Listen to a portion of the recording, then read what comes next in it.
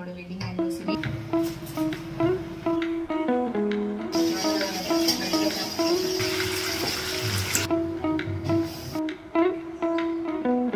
Golden temple போகலாம் அப்படிங்கிறது மட்டும்தான் பிளான். அங்கேயுமே வந்து ஸ்கேனிங் எல்லாம் பண்ணிட்டு இந்த கோவிலோட மெயின் அட்ராக்ஷன் சொல்றதுலாம் பியூர் கோல்டால பண்ணிருக்காங்கிறது தான். ஸ்பெஷல் டிக்கெட் எங்களுக்கு எடுத்துட்டு பிரசாதம் போட்டோ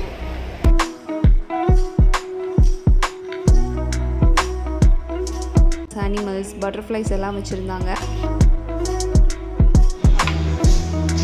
பிரியாணி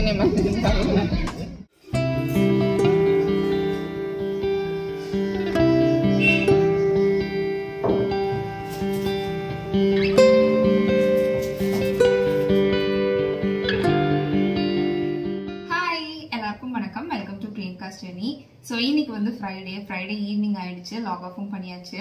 ஸோ இன்னைக்கு ஃப்ரைடேங்கிறத தாண்டி வேற என்ன ஸ்பெஷல் அப்படின்னு கேட்டிங்கன்னா, நாளைக்கு வந்து எங்களோட வெட்டிங் ஆனிவர்சரி. ஸோ இன்னைக்கு ஈவினிங்ல இருந்து vlog எடுக்கலாம் அப்படின்னு நினைச்சேன். ஸோ நைட்டு டின்னருக்கு பார்த்தீங்கன்னா வீட்லேயே பீட்சாவும் பெரிய பெரிய சிக்கனும் பண்ணலாம் அப்படின்னு பிளான் பண்ணியிருக்கோம்.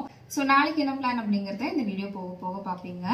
ஸோ வீட்லேயே பீட்சா எப்படி பண்ணோம் அப்படிங்கறது ஏற்கனவே நம்ம சேனல்ல ஒரு வீடியோவா போட்டிருக்கேன். அதோட லிங்க் வந்து நான் டிஸ்கிரிப்ஷன்ல கொடுக்குறேன். இப்போ வந்து பெரிய பெரிய சிக்கன் நான் எப்படி பண்றேன் அப்படிங்கறத பார்த்துட்டு அப்படியே vlog கண்டினியூ பண்ணலாம். பெரிய பெரிய மசாலா பண்ணுறதுக்கான இன்க்ரீடியன்ஸ் எல்லாம் எடுத்து வச்சுட்டேன். ஃபஸ்ட்டு 4-5 வரமிளகாவை ஹாட் வாட்டரில் ஒரு 15 மினிட்ஸ் போட்டு எடுத்திருக்கேன். 2 பச்சை மிளகா, 1 இன்ச் அளவுக்கு இஞ்சி, 6-7 பல் பூண்டு, ஒரு சின்ன சைஸ் பெரிய வெங்காயம், 1/2 கேப்சிகம், ஒரு சின்ன சைஸ் பே லீஃப், 1 டீஸ்பூன் பெப்பர், ஒரு ஆரஞ்சோட கால்வாசி அளவுக்கு அதோட ஆரஞ்சு தோல் எடுத்திருக்கேன். லெமன் பீல் கூட யூஸ் பண்ணிக்கலாம். அப்புறம் 2 லெமனோட ஜூஸ் தேவைப்படும். இப்போ ஒரு லெமனோட ஜூஸ் ஆட் பண்ணிவிட்டு அப்புறமா டேஸ்ட் பார்த்துட்டு இன்னொரு லெமனோட ஜூஸும் ஆட் பண்ணிக்கலாம். அப்புறம் 1 டீஸ்பூன் சுகர் ஒரு ஜாகரி, நான் ஜாகரி எடுத்திருக்கேன். அப்புறம் 1.5 டேபிள் ஸ்பூன் சில்லி பவுடர், அப்புறம் சால்ட் ஆட் பண்ணி அரைச்சி எடுத்துக்கலாம். இப்போ டேஸ்ட் பார்த்துட்டு எனக்கு இன்னும் கொஞ்சம் புளிப்பு வேணும்னு தோணுது. ஸோ இன்னொரு லெமனோட ஜூஸும் ஆட் பண்ணி லைட்டாக பல்ஸ் பண்ணிவிட்டு இப்போ அதில் ஒரு 3 tablespoon coconut oil add பண்ணி ஹை ஸ்பீடில் 3 to 5 மினிட்ஸ் பிளெண்ட் பண்ணி எடுத்தால் பெரிய பெரிய மசாலா ரெடி. ஸோ இந்த மசாலாவை ரெடி பண்ணுறதுக்கு முன்னாடியே சிக்கனில் லெமன், சால்ட், மஞ்சத்தூள் போட்டு மேரினேட் பண்ணி 15 மினிட்ஸ் வச்சுருந்தேன். அதில் நம்ம ரெடி பண்ணி வச்சுருக்க மசாலாவை போட்டு நல்லா மிக்ஸ் பண்ணி ஒரு 6 to 8 ஹவர்ஸ் ஃப்ரிட்ஜில் வைக்க போகிறேன்.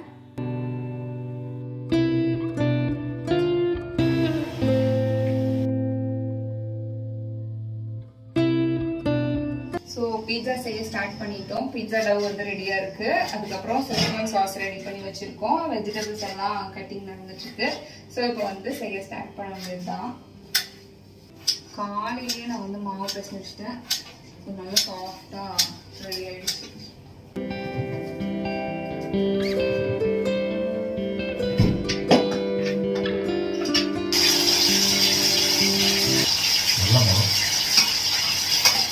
டேஸ்ட்டும் நல்லா இருந்துச்சு. சாப்பிட்டு பார்க்கும்போது உப்பு கரெக்டாக இருக்கான்னு செக் பண்ணுறதுனால லைட்டாக சாப்பிட்டு பார்த்தேன்.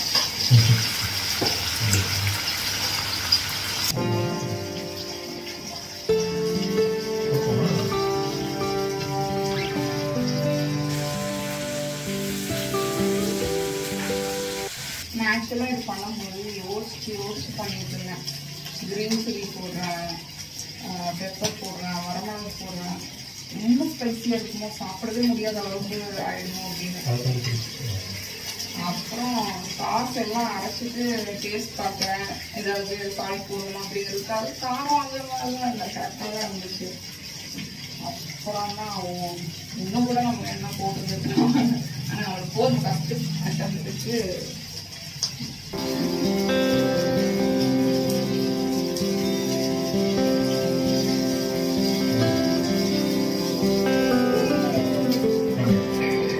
very very chicken ready. Pizza மேல பண்றதுக்கான டாப்பிங் சிக்கன் ரெடி. pizza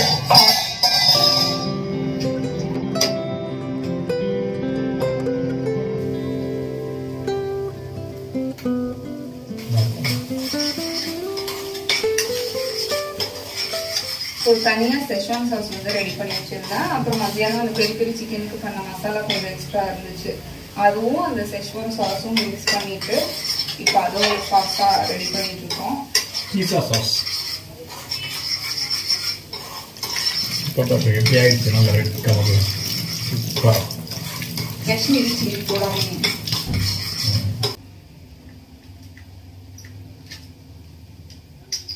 சூப்பரா இருக்கு. புளிப்பு, இனிப்பு, அந்த ஆரஞ்சோட ஃப்ளேவர் தான் நல்லா எடுத்து கொடுக்குது.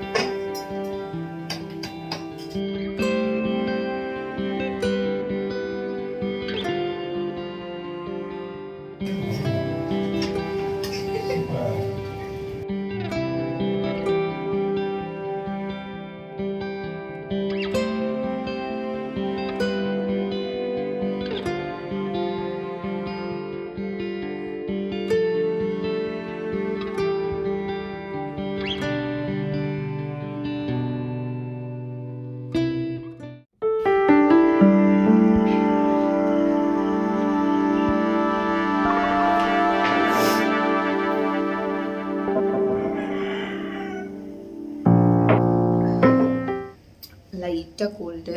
ஸோ மார்னிங்கே சுக்கு காப்பி குடிச்சு டே ஸ்டார்ட் பண்ணேன் அப்படின்னா தான் போக போக என்னால் கொஞ்சம் பெட்டராக ஃபீல் பண்ண முடியும்.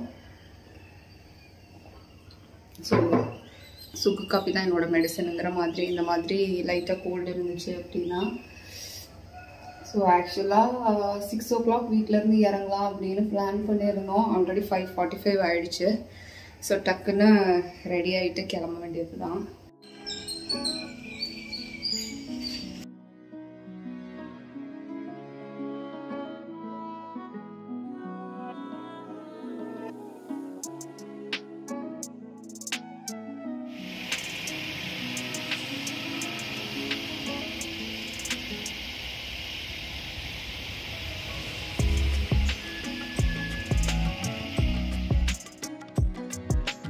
சிக்ஸ் ஓ கிளாக் வீட்ல இருந்து கிளம்பலாம் அப்படின்னு நினைச்சோம். ஆனா கிளம்பவே 6:30 ஆயிடுச்சு.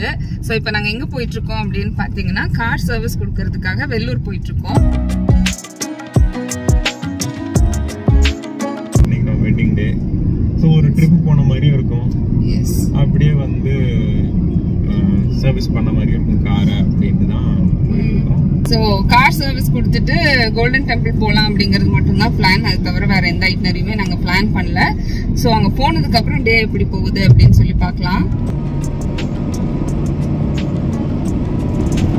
எங்க லாங் டிரைவ் போனாலும் இதை கண்டிப்பா மிஸ் பண்ணாம பாத்துறேன். அது ஏன்னே தெரியல.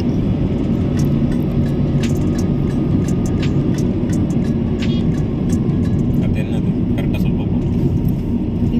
விண்மில்லோட பிளேட். National Highway 48. யூஸ்வலாக இது வந்து நாங்கள் கன்னியாகுமரி போனப்போ அந்த ட்ரிப்பில் பார்த்தேன். அதுக்கப்புறம் திருச்செந்தூர் ட்ரிப்பில் பார்த்தேன். பட் இப்போ வெள்ளூர் போகும்போது இங்கேயும் நான் இதை பார்க்குறேன்.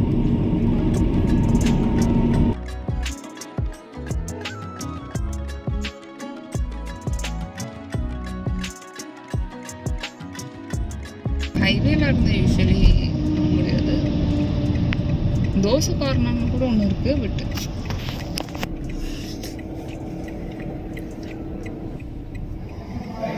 பிரேக்ஃபாஸ்ட் சாப்பிடலான்னு உடுப்பி ஹோட்டல் வந்திருக்கோம். நான் வந்து இட்லி ஆர்டர் பண்ணியிருக்கேன். அவர் வந்து தோசை ஆர்டர் பண்ணியிருக்காரு. ஸோ என்னோட இட்லி வந்துடுச்சு. அவரோட தோசைக்கு வெயிட்டிங். தோசை நல்லா இருக்கும், கிறிஸ்பியாக தோசை. இட்லி தான் இல்லை, இன்னும் ஃப்ரெஷ்ஷாக தான் இருக்குது. இட்லி மட்டும் நல்லா இருக்கும். பிரேக்ஃபாஸ்ட் முடிச்சுட்டு நாங்கள் வந்து இப்போது பூண்டி ரூட் எடுத்திருக்கோம். ஆக்சுவலாக இந்த ரோடு பார்த்தீங்கன்னா சூப்பராக இருக்குது. ஒரு வண்டி போகிற வழி தான் இருக்குது. பட் ஆனால் ரோடு செம்மையாக இருக்குது. 2 சைடும் ஃபுல்லாக மரம் கவர் பண்ணி சூப்பராக இருக்குது. ஒரு காலத்தில் இப்படிதான் வெயிலோட இதே வந்து ரோட்ல படாம தான் நம்ம மேட்டுப்பாளையம் ரோடு இருக்கும். இந்த பக்கம் இருக்க மரம் வந்து பாதி கவர் பண்ணியிருக்கும், இந்த பக்கம் இருக்க புளிய மரம் பாதி கவர் பண்ணியிருக்கும். ரோடு இப்படிதான் இருக்கும். பட் ஆனால் இப்போ எல்லா மரத்தையும் வெட்டிட்டாங்க. ஸோ இந்த மாதிரி எல்லாம் நான் எப்பெல்லாம் மரம் பார்க்குறனோ, ரோட்ல வெயிலே இல்லாம பாக்குறனோ அப்ப எனக்கு வந்து மலரும் நினைவுகளா நான் வந்து மேட்டுப்பாளையம் ரோட பார்ப்பேன்.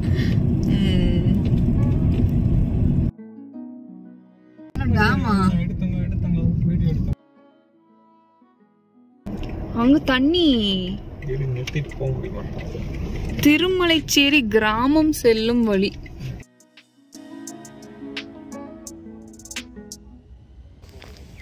அதுக்கு மேல போக முடியாது இல்ல, போலாமா?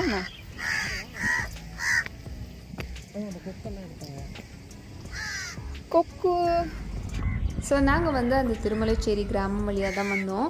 அந்த வழியாக வரும்போதே நம்மளால் ஒரு ஊருக்குள்ளே வரோங்கிறத ஃபீல் பண்ண முடியும். ஸோ அந்த ரூட்டில் தான் இந்த டேம் பார்த்தோம். இதை பார்த்ததும் ஒன்ஸ் அப்படி இறங்கி பார்த்துட்டு போகலான்னு சொன்னார். ஸோ உள்ளே போகாமல் ஜஸ்ட் வெளியே இருந்த அந்த வியூவை மட்டும் பார்த்துட்டு இருந்தோம். ஸோ அந்த டேமில் இருந்து சிட்ரான் சர்வீஸ் சென்டர் ரீச் பண்ணுறதுக்கு ஒரு 20 minutes தான் ஆச்சு. ஸோ காரை சர்வீஸ் கொடுத்துட்டு பக்கத்தில் இருக்க இடம் எல்லாம் சுற்றி பார்க்குறதுக்காக ஒரு ஸ்டாண்ட் பை வெஹிக்கிள் கேட்டிருந்தோம். ஸோ அதுதான் கலெக்ட் பண்ணிகிட்ருக்கோம்.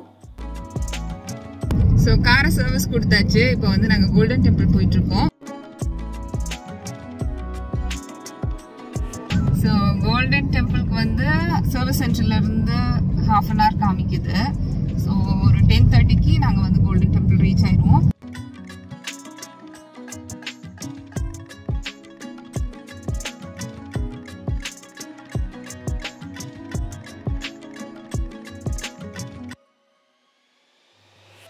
என்னடா கோவில் உள்ள போயிட்டு இப்போ திரும்ப வெளியே இருக்கும்னு நினைப்பீங்க. ஆக்சுவலி கோவில் உள்ள வெஹிக்கிள் பார்க்கிங்க்கு பே பண்ணுறதுக்கு கார்டோ ஜிபேயோ எதுவும் அக்செப்ட் பண்ண மாட்டாங்க. ஒன்லி கேஷ் தான். ஸோ கோவில் உள்ளேயும் மேபி அந்த மாதிரி இருக்கலாங்கிறதுக்காக பக்கத்துலேயே ஏடிஎம்லேருந்து கேஷ் எடுக்க வந்தோம். ஸோ அப்போவே என்ட்ரு ஆனது வேறு வழி, இப்போ என்ட்ரு ஆகிறது மெயின் என்ட்ரன்ஸ் வழி. ஸோ இந்த ஸ்ரீ லக்ஷ்மி நாராயணி கோல்டன் டெம்பிளோட விசிட்டிங் ஹவர்ஸ் பார்த்தீங்கன்னா காலையில் 8 மணிலேருந்து நைட்டு 8 மணி வரைக்கும். பட் ஒரு சில ஸ்பெஷல் பூஜைலாம் இருக்குது. அதெல்லாம் வந்து மார்னிங் 4:30லேருந்தே ஸ்டார்ட் ஆகுது. பட் அதுக்கு நம்ம தனியாக அந்த பூஜைக்கான டிக்கெட் எடுக்கணும். ஸோ நாங்கள் வந்து இந்த கோவிலுக்கு ஒரு சாட்டர்டே தான் விசிட் பண்ணியிருந்தோம். என்னதான் மக்களை அதிகமாக வெளியே பார்த்தாலும் கோவில் உள்ள க்ரௌட் அவ்வளோ அதிகமாக இல்லை. இந்த கோவிலோட மெயின் அட்ராக்ஷன்னு சொல்கிறதே லக்ஷ்மி நாராயணி அம்மன் இருக்க அந்த அர்த்த மண்டபம் ஃபுல்லாக பியூர் கோல்டால் பண்ணியிருக்காங்கிறது தான். பட் எனக்கு அங்கே பார்த்த ஒவ்வொரு விஷயமும் மெயின் அட்ராக்ஷனாக தான் தோணுச்சு. ஸ்டார்டிங் ஃப்ரம் அந்த கோவிலோட ஆர்கிடெக்சர் அண்ட் டிசைன்ஸ் எல்லாமே எனக்கு பர்சனலாக ஒரு பேரடைஸ் மாதிரி இருந்துச்சு. ஸோ நம்ம உள்ள என்ட்ரு ஆனதுலேருந்து லக்ஷ்மி நாராயணி அம்மனை பார்க்க போகிறதுக்கான வழி பார்த்திங்கன்னா ஸ்டார் ஷேப்பில் டிசைன் பண்ணியிருக்காங்க. அங்கே இருக்க கார்டன் ஃபவுண்டெயின் எல்லாம் பார்த்துட்டு ரிலாக்ஸாக உட்காந்து மெதுவாக போகிறதுனா கூட போகலாம். ஸோ நம்ம உள்ளே போகும்போதே ஃபஸ்ட்டு ஸ்ரீ சக்தி கணபதியை தான் பார்ப்போம். அவரை பார்த்தீங்கன்னா 1700 கிலோ வெள்ளியால் பண்ணியிருக்காங்க. அவருக்கு 880 கேரட் வைடூரியம் பதிச்ச கிரீடம் ஒன்று அணிவிச்சிருப்பாங்க. ஸோ இதெல்லாம் பார்க்கும்போதே ரொம்ப ஸ்பெஷலாக இருந்துச்சு. ஸோ அடுத்து நாங்கள் பார்த்தது ஸ்ரீ லக்ஷ்மி நாராயணி அம்மனை. எங்களால் அம்மனை ஃப்ரண்ட்டில் உட்காந்து பார்க்க முடிஞ்சிச்சு. அம்மனை ரொம்ப அழகாக அலங்காரம் பண்ணியிருந்தாங்க. அந்த அர்த்த மண்டபம்லேயே வெள்ளியால் பண்ண காமதேனுவும் வச்சுருந்தாங்க. ஸோ அதிலேருந்து அப்படி போகும்போது 70 கிலோ எடையுள்ள ஸ்வர்ணலட்சுமி அம்மனை தான் நம்ம பார்ப்போம். அம்மனுக்கு நம்மளே அபிஷேகம் பண்ணணும்னா அதுக்கு தனியாக ஒரு ஆளுக்கு 150 டிக்கெட் எடுக்கணும். இல்லைனா கொஞ்சம் டிஸ்டன்ஸ்லேருந்து பார்த்துக்கலாம். ஸோ அடுத்து நாங்கள் பார்த்தது 10 அடி உயரத்தில் ஸ்ரீனிவாச பெருமாளை. ஸோ நம்ம இந்த ஸ்ரீபுரமை சுற்றி வரும்போது அங்கங்கே ஷாப்ஸ் இருக்கும். நமக்கு ஏதாவது வேணும்னா வாங்கிக்கலாம். பார்க்கிங்க்கு வந்து 70 rupees சார்ஜ் பண்ணுறாங்க. ஸோ ஃபோன் வந்து உள்ளே அலௌடு இல்லை. நாங்கள் வந்து ஸ்பெஷல் டிக்கெட் எங்களுக்கு எடுத்துகிட்டு இப்போ நாங்கள் உள்ளே போகிறோம். ஃபோன் வந்து கார்லேயே வச்சுட்டு போகிறோம். கவுண்டர் கூட இருக்குது. ஃபோன் அப்புறம் மற்ற திங்ஸ் எல்லாம் வைக்கிறதுக்கு வேணும்னா அங்கே கூட வச்சுக்கலாம். பட் ஆனால் நாங்கள் வந்து காரில் வச்சுட்டு இப்போ உள்ளே போகிறோம்.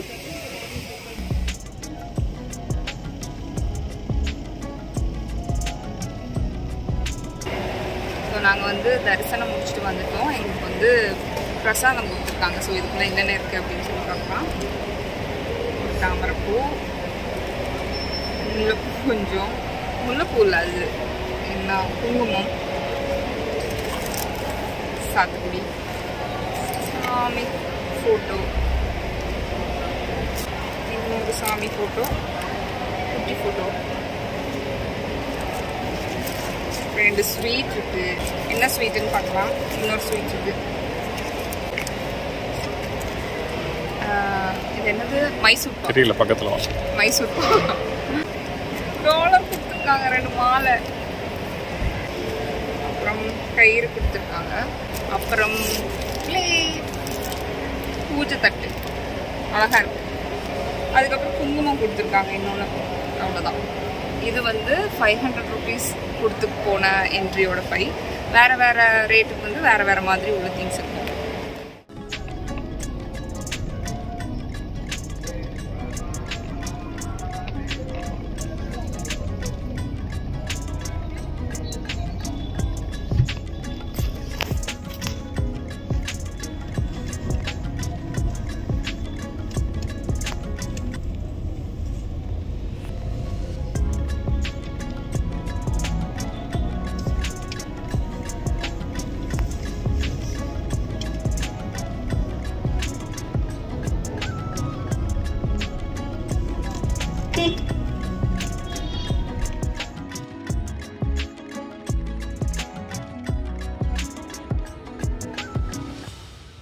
ஸோ கோல்டன் டெம்பிள்குள்ள வந்து ஃபோன் எடுத்துட்டு போக கூடாது அப்படின்னு சொல்லிட்டாங்க.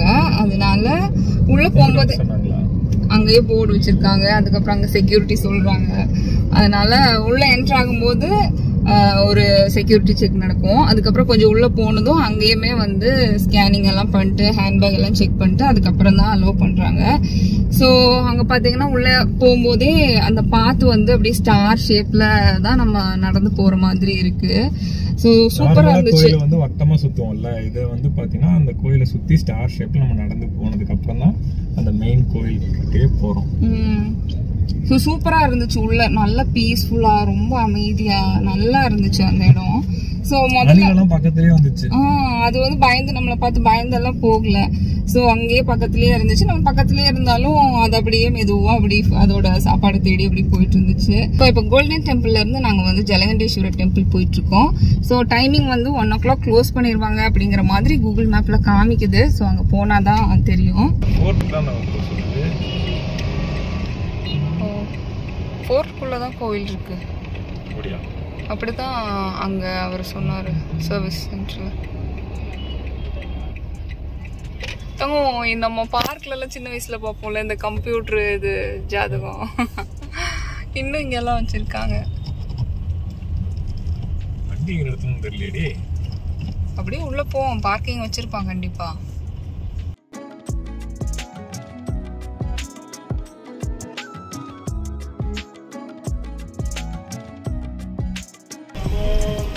வா அழகா இருக்கும் ஒன் சைடு. கோட்டைக்குள்ள போறாங்க நம்ம இப்போ. எஸ்.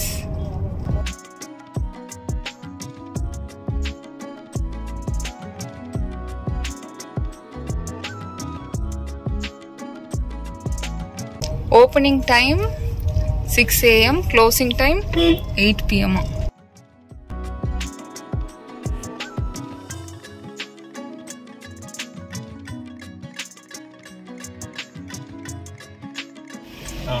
இங்க பார்க் பண்ணோம். உள்ள போடு. எவ்வளோ? 460.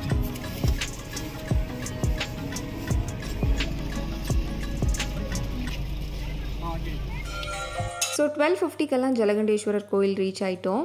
இன்னும் 10 minutesல நட சாத்திடுவாங்கன்னு நினச்சோம். பட் ஆனால் கோவில் உள்ள வந்துட்டோன்னா சாமியை பார்த்துட்டு தான் வெளியே அனுப்புவாங்கன்னு லைனில் நிற்கும் போது சொன்னாங்க. ஸோ என்ன தான் க்ளோசிங் டைமாக இருந்தாலும் எங்களால் சாமியை நல்லா பார்க்க முடிஞ்சிச்சு.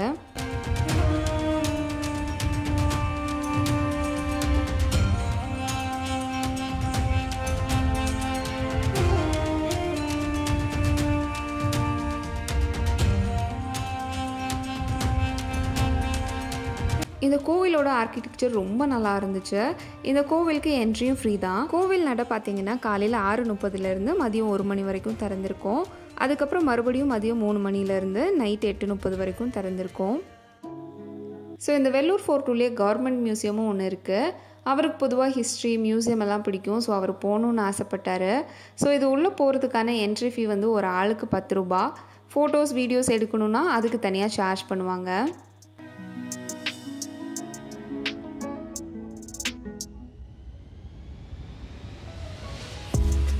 மியூசியமுக்கு வெளியே பார்த்தீங்கன்னா ஸ்கல்ப்சர்லாம் வச்சுருந்தாங்க. உள்ளே வந்து நிறைய ஸ்டாம்ப்ஸ், கரன்சி நோட்ஸ், காயின்ஸ் எல்லாம் வச்சுருந்தாங்க. அதை தான் அவர் ரொம்ப நேரம் பார்த்துட்டு இருந்தார். அப்புறம் அங்கே ஸ்டஃப்டு பேர்ட்ஸ், அனிமல்ஸ், பட்டர்ஃப்ளைஸ் எல்லாம் வச்சுருந்தாங்க. அதை நான் ரொம்ப நேரம் இன்ட்ரெஸ்டிங்காக பார்த்துட்டு இருந்தேன். இது போக பழங்காலத்து பாட்ரி, அந்த காலத்தில் யூஸ் பண்ண ட்ரெஸ், யூட்டன்சில்ஸ் எல்லாம் கூட இந்த மியூசியமில் இருந்துச்சு.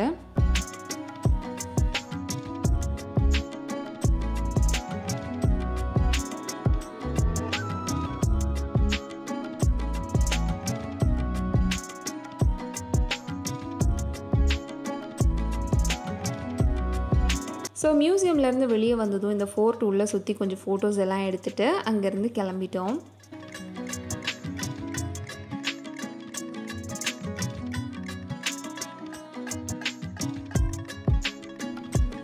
போகிற வழியில் அந்த ஃபோர்ட்டை ஒட்டியே ஒரு பார்க் இருந்ததை பார்த்தோம்.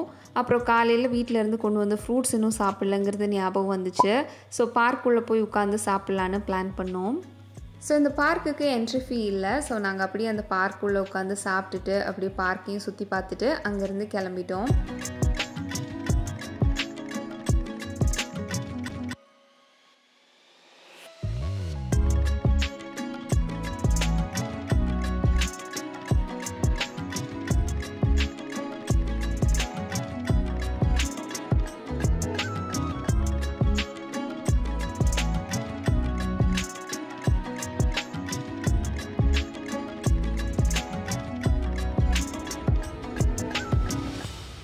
ஸோ நாங்கள் சர்வீஸ் சென்டர் ரீச் ஆகும்போது டைம் ஆல்ரெடி 4:30 ஆகிடுச்சு. ஆல்மோஸ்ட் வண்டி ரெடியாக தான் இருக்குதுன்னு சொன்னாங்க. அதுக்குள்ளே ஷோரூம் உள்ள போய் சப்ஸ்கிரைபர்ஸ் கேட்ட மாதிரி ரிவ்யூ வீடியோஸ் கொஞ்சம் எடுத்துகிட்டு கார் டெலிவரி வாங்கிட்டு நாங்கள் கிளம்பும்போது டைம் 5 ஆகிடுச்சு. ஸோ நாங்கள் காலையில் கிளம்பும்போது எங்களுக்கு ட்ராவல் பண்ண 2 hours 15 minutes தான் ஆச்சு. ஆனால் நைட்டு ரிட்டர்ன் ஆகும்போது 3 hours ப்ளஸ் ஆகிடுச்சு. ஆந்திரா மஞ்சு ரெஸ்டாரண்ட்.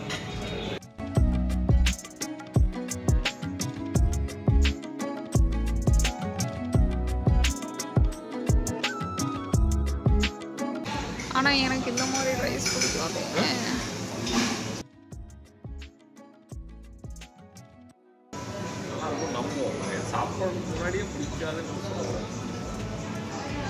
பிரியாணினா பிரியாணி மாதிரி இருக்கணும். எனக்கு அந்த ஃபீல் சொல்கிறேன். நினைக்காத பிரியாணி இல்லை, வேற ஒரு சிக்கன் ரைஸ்.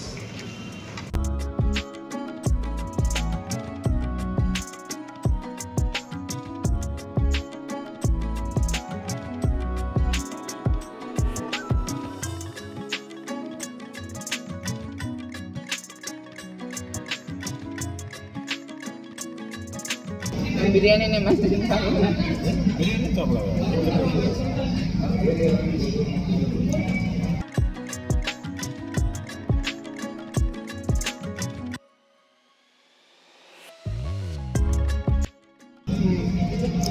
நல்லா இருக்கும்.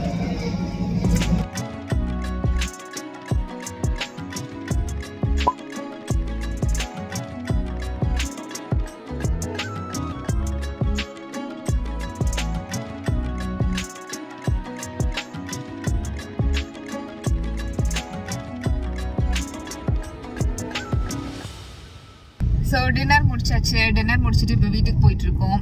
ஸோ இன்னைக்கு டே வந்து சூப்பராக போச்சு. ஹோப் இந்த வீடியோ உங்களுக்கு பிடிச்சிருக்கும்னு நம்புறேன். இந்த வீடியோ பிடிச்சிருந்தா லைக் பண்ணுங்க, ஷேர் பண்ணுங்க, சேனலை சப்ஸ்கிரைப் பண்ணுங்க. ஏதாவது சொல்லணும்னு நினைச்சீங்கன்னா கமெண்ட் பண்ணுங்க. தேங்க்யூ.